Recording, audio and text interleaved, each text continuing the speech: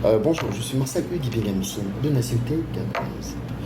Aujourd'hui, nous sommes le vendredi 11 octobre 2024. Alors, je me permets de faire cette petite vidéo. C'est pour essayer d'apporter une petite explication à l'amalgame qui est en train d'être fait actuellement au sujet du référendum. Alors, je suis outré et vraiment déçu que des intellectuels que nous représentons dans ce pays, il y en a beaucoup, euh, qui ne veulent pas comprendre la nécessité de changer les choses et de faire changer les choses. C'est-à-dire que lorsqu'on demande de faire changer les choses, c'est qu'on doit tous s'impliquer dans le changement que nous voulons impulser et faire voilà, dans notre pays à partir de maintenant.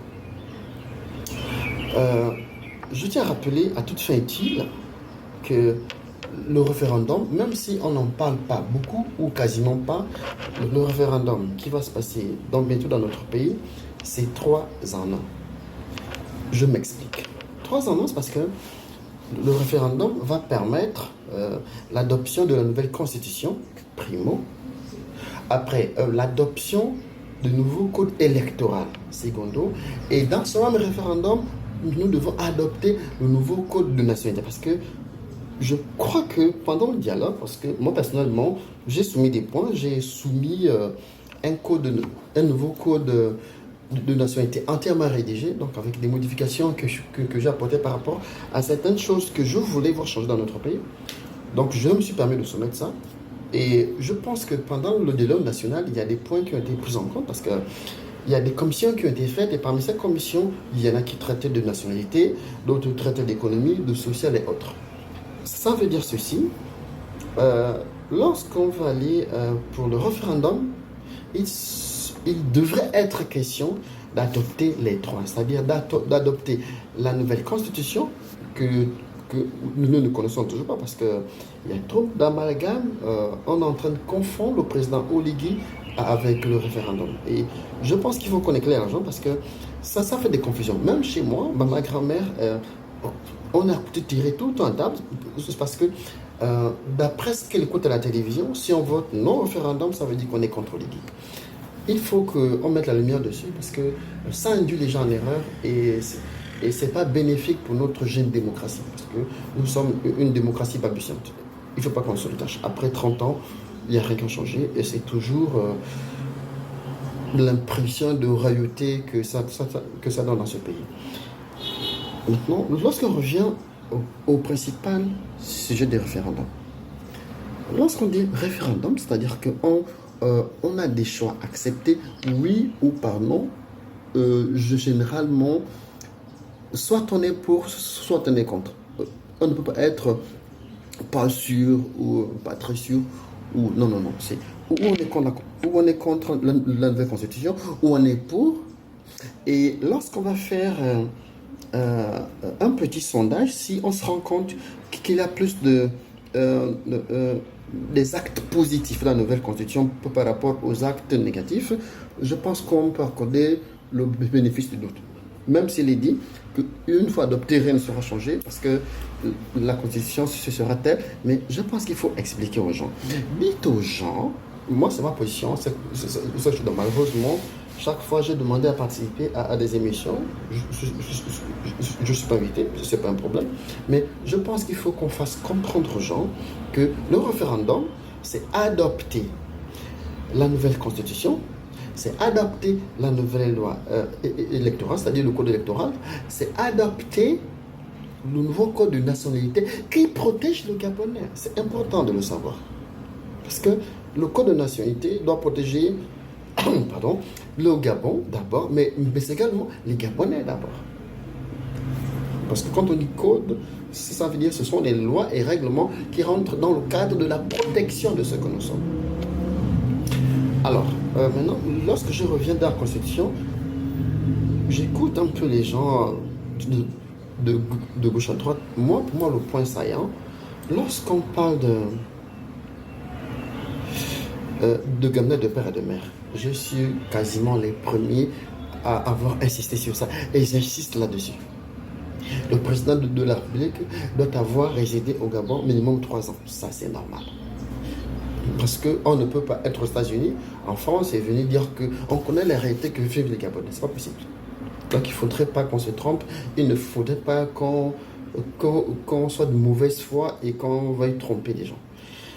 Le président de la République, et ainsi que ceux qui seront dans les fonctions régaliennes, ils doivent être gabonais de père et de mère, avoir une femme gabonaise, avoir des enfants gabonais. Maintenant, s'ils ont des problèmes d'enfantement, nous avons des orphelinats au Gabon, c'est au Gabon qu'ils doivent adopter. Alors, j'ai écouté l'article 42, là je suis sur Internet, donc l'article 42 qui ferait jaser certaines personnes. Non, la terre appartient à l'État.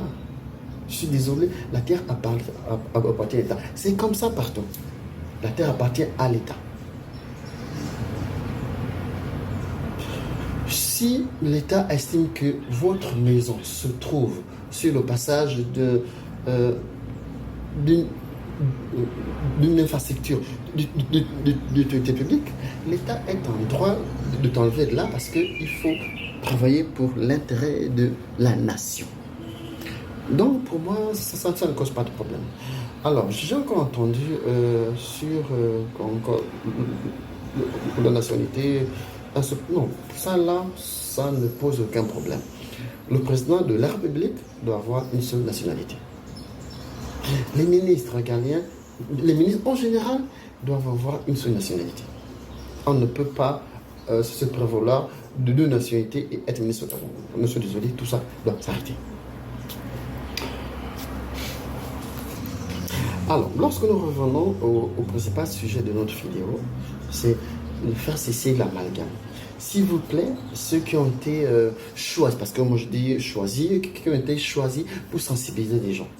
Allez expliquer à nos mamans que le référendum n'a rien à voir avec les lampadaires. Le référendum n'a rien à voir avec Oligui, parce que ceux qui veulent voter pour Oligui ou pour quelqu'un d'autre devront attendre à l'élection présidentielle si Oligui se présente ou s'il dit bon moi je suis de tel parti politique, voici les députés que je souhaite mettre en place. Alors c'est là où les mamans et les papas expliquez-leur que c'est à ce moment qu'ils devront dire nous on veut être avec Oligui et comme on choisit Oligui, on va choisir aveuglement les personnes qu'Oligui nous aura proposées. Maintenant, en ce qui concerne le référendum actuel, dites au papa ouvertement que la nouvelle loi électorale qui est en train d'être mise en place va nous servir à savoir les modalités d'élection, c'est-à-dire comment voter, qui on doit voter et pourquoi devrons-nous voter. Alors, dire qu'il n'est plus question d'avoir un village de 3 personnes qu'un député, tout ça doit être dedans. Maintenant, dire aux parents que le nouveau code de nationalité, c'est pour dire qu'on ne veut pas avoir un président béninois ou togolais dans ce pays. On ne veut pas avoir un ministre des Finances togolais, un premier ministre togolais ou un ministre de Défense ou des Affaires étrangères togolais ou béninois ou peu importe. Que désormais, ça doit être notre enfant, l'enfant du pays.